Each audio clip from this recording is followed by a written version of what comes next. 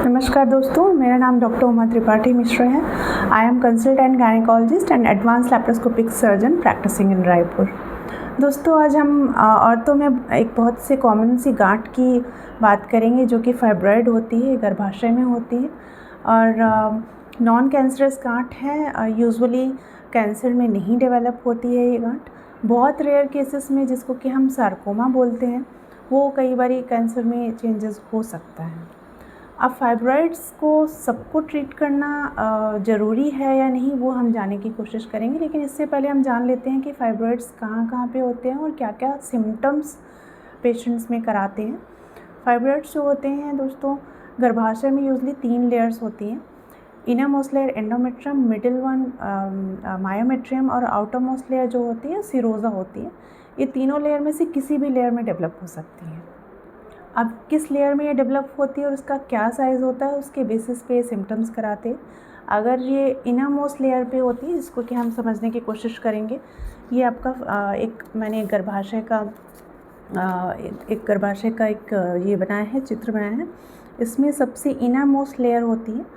ये लेयर ही हर महीने शेड होके ब्लीडिंग कराती है, जिसको कि हम मेंसेस बोलते हैं। अगर ये इनर मोस्ट लेयर यानी कि एंडोमेट्रियम में होता है ये फाइब्रॉइड, तो ये अपने आप को अर्ली प्रेजेंट करता है।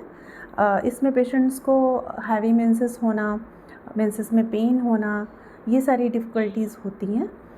कई बार ये गांठ मिडिल लेयर पे होती है, जिसको कि मायोमेट्रियम बोलते हैं, और कई बार ये आउटर मोस्ट लेयर पे होती है। तो अगर मिडिल लेयर पे होती है और अगर उसका साइज़ थोड़ा सा 5 to 6 सेंटीमीटर बड़ा होता है, तो वो भी गांठ मेंसेस में पेन और हैवी ब्लीडिंग करा सकते हैं। आउटर मोस्ट लेयर के जो फाइब्रॉइड्स होते हैं, वो यूजली अगर बहुत बड़े नहीं हैं साइज़ में, एक मीडियम साइज़ के हैं 5 to 6 सेंटीमीटर, तो उनमें पेशेंट्स को यूजली अर्ली सिम्टम्स नहीं आते हैं। अगर ये फाइब्रॉइड साइज़ में बहुत बड़े हो जाते हैं, जैसे कि 6 to 7 मंथ के बच्चे के साइज़ के हो जाते हैं, तो ये प्रेशर सिम्टम्स डेवलप करने लगते हैं। जैसे कि अगर ये फाइब्रॉइड थोड़ा सा नीचे के हिस्से में यहाँ पे डेवलप हुआ, तो वो पेशाब की नली होती है, जिसको कि हम ब्लैडर बोलते हैं। अगर ये फाइब्रॉइड इस एरिया में डेवलप हुआ, तो ये ब्लैडर को, ये एक पेशाब की नली थैली होती है, ये गांठ पेशाब की थैली को बार बार हिट करेगा, तो कई बार पेशेंट्स को प्रेशर सिम्टम्स आते हैं। अगर ये फाइब्रॉइड बहुत बड़ा होके आंतों को कॉम्प्रेस कर रहा है, क्योंकि गर्भाशय के चूँकि पिछले हिस्से में आंतें होती हैं, अगर ये आंतों को कॉम्प्रेस कर रहा है, तो पेशेंट्स को कॉन्स्टिपेशन या कई बार मोशंस पास करने में डिफ़िकल्टी या पेन भी होता है। सो ये सारे सिम्टम्स होते हैं। अगर ये गांठ गर्भाशय के बाजू के साइड में हो जाए, तो ये एक पेशाब की नली होती है, जिसको कि हम यूरेटर बोलते हैं, जो कि किडनी से निकलता है। उसको कॉम्प्रेस कर सकते हैं, दबा सकते हैं, जिसका कि इफ़ेक्ट किडनी में जाएगा और पेशेंट्स के किडनी फंक्शंस अफेक्ट हो सकते हैं। सो दोस्तों, ये जानने की कोशिश करते हैं कि सारे फाइब्रॉइड्स को क्या ट्रीट करना इम्पॉर्टेंट है या ज़रूरी होता है। तो ऐसा बिल्कुल नहीं है। जो छोटे छोटे साइज़ के फाइब्रॉइड्स हैं, मूंगफली के दाने के साइज़ के, या सीडलिंग फाइब्रॉइड्स है, या आपको इंसिडेंटली ही पता चला है कि मुझे फाइब्रॉइड है किसी सोनोग्राफी में, उनको ट्रीट करने की यूजली ज़रूरत नहीं रहती है।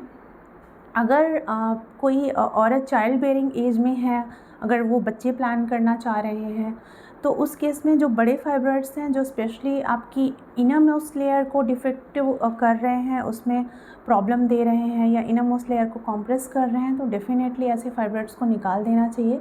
क्योंकि आगे जाके फ्यूचर में ऐसे फाइब्रॉइड्स या तो अबॉर्शन कर सकते हैं, या अगर बेबी थोड़ा बड़ा भी हो गया तो उसको ग्रोथ रिटार्डेड कर सकते हैं, बच्चे की ग्रोथ कम हो सकती है, बच्चा कमज़ोर पैदा हो सकता है। सो उनको ट्रीट करना ज़रूरी हो जाता है।